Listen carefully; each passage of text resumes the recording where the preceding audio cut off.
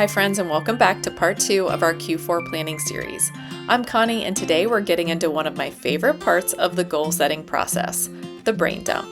If you watched part 1, you know we've done our reflection and set our intentions for Q4. Now it's time to get everything, and I mean everything, out of our heads and organized so we can make smart decisions about what to focus on these next 90 days.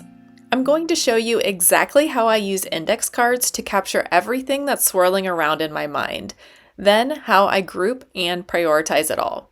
This process is honestly life-changing if you've ever felt overwhelmed by your mental to-do list.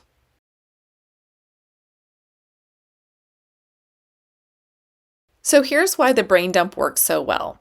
Our brains are terrible at prioritizing when everything feels urgent. When you've got work deadlines, holiday shopping, home projects, health goals, and family commitments all jumbled together in your head, of course it feels overwhelming. The index card method forces you to get it all out. Stop using that mental energy to remember everything. The index card method forces you to 1. Get it out. Stop using your mental energy to remember everything. 2. See it all. Be able to spread everything out and look at it visually. 3. Group it. Find the natural categories and connections by moving those index cards around. And 4. Prioritize. Make conscious choices about what matters most on those index cards.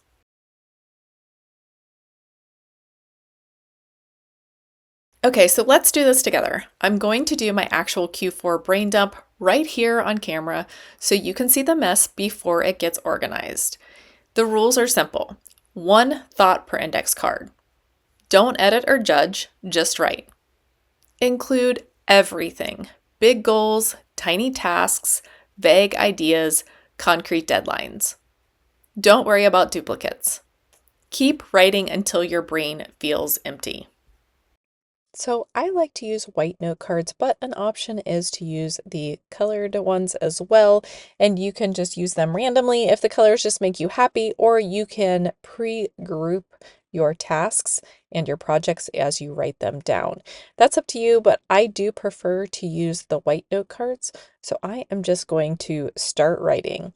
That top line, I am just writing a broad category for what these fit into. If you don't know what the category is yet, it's fine. Just leave that empty until later and then write down the task.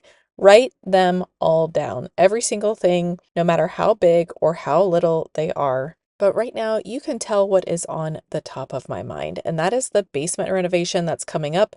There are quite a few things that I need to do before the contractors come and actually do the basement remodel or the finishing of our basement, but I really need to prioritize these tasks and get them done. So I am 99% sure that these are going to go on my Q4 task list and be part of the larger goals that I create. But as I am thinking through my tasks, I usually start by just walking through in my head every area of our house. So I'm starting with the basement and I'm going to list everything big and small that needs to be completed before the basement reno. So it could be as big as finding a solution for our sump pump, which means that I want to have an alarm or some backup of some sort on our sump pump, since we are making an investment to finish off that area. Or it could be as small as vacuuming down all the cobwebs that have formed over the 20 years that we've lived there. I think I've vacuumed the rafters 2 times, but I really would like to get everything cleaned up and reorganized one more time before the contractors come to finish the basement. Some of these items may need broken down a little further when I get to writing out my tasks for the quarter, but this is a great starting place.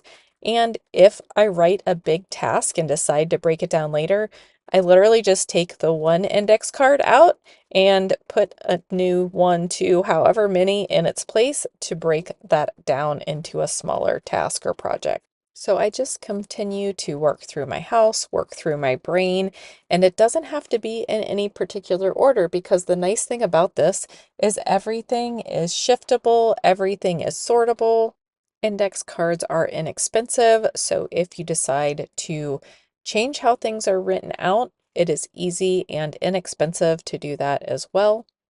I also want to mention that if it seems overwhelming to sit down and try to completely empty out your brain, set a timer for 5 minutes and just start writing.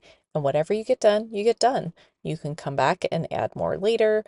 You can carry the index cards in your purse so that if you think of an idea on the go or at work, you can just grab a note card and write it down wherever you are. Again, they're portable, sortable, inexpensive, and personally, I like something tangible when I'm doing this, whether it's in a list format or on the index cards. I prefer something tangible because I tend to forget what I have typed out if I'm typing out a list. But for some reason, I remember that I've written something down already easier. I don't know the science behind that. I don't know if it's just me. If you have a digital solution that you use and that works for you, go ahead and continue using that. But if you've struggled trying to sort out what tasks take priority, I really suggest the index card method. So I will continue to write things out on the index cards as I progress throughout the week in case I have forgotten anything. But I also want to pull out all the index cards from my last brain dump and sort those with what I'm working on now. The last time I did a brain dump like this, I literally walked through the house and looked in every room, figured out what every room needed. That included wiping down the walls, wiping down the light switches, cleaning the baseboards, cleaning all of the carpets. But I did color code them based upon what they actually were. So all of the green items, those are all home tasks. And then the blue projects were personal and the pink projects were for making all the plans.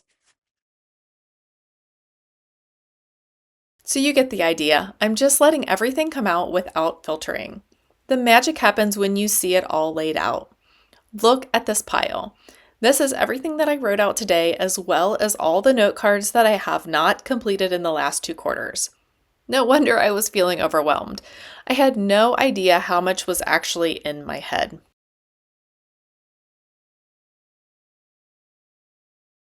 Now comes the fun part, finding the patterns and grouping these cards into categories.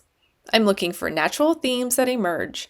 For me, these usually fall into making all the plans goals, home goals, personal goals, goals for my kids, etc. So you can see that I have already sorted things into categories. I've already called out some of the things that I know I won't have time to do. Then I have these other projects that I'm not exactly sure what I'm going to do with because I don't think I'm going to have time to do them, but they really have to get done before winter hits. So I'm just flipping through what can I reasonably get done, maybe what things can I outsource, and then what are the other groups that I'm going to focus my goals around this quarter. So the yellow index card and everything under it, that is to hire out and hopefully hire out. The pink is for basement tasks that need to be done mostly before the contractors start. Everything behind the green index card is for making all the plans and YouTube things. This does not include the actual videos because I have a separate content calendar for that. And then orange is all of the college stuff that I want to help my son get across the finish line. Now, I'm not getting rid of the index cards that I don't think I will complete this quarter, but I am going to put them into my index card box under backlog. And you might see those holiday index cards as well. We'll talk about those a little bit later in this series.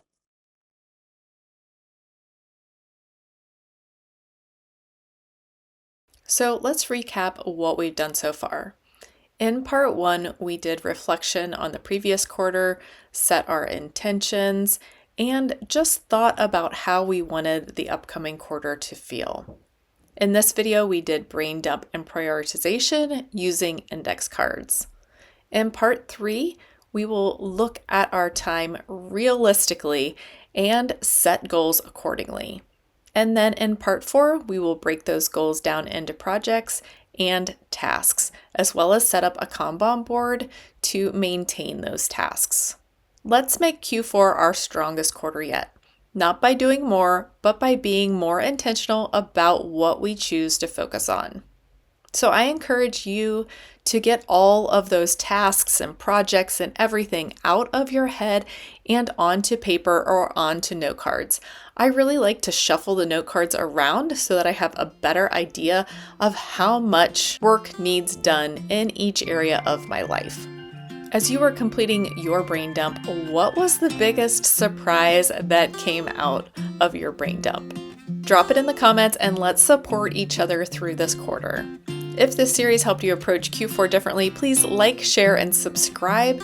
Here's to finishing 2025 strong and setting ourselves up for a successful 2026.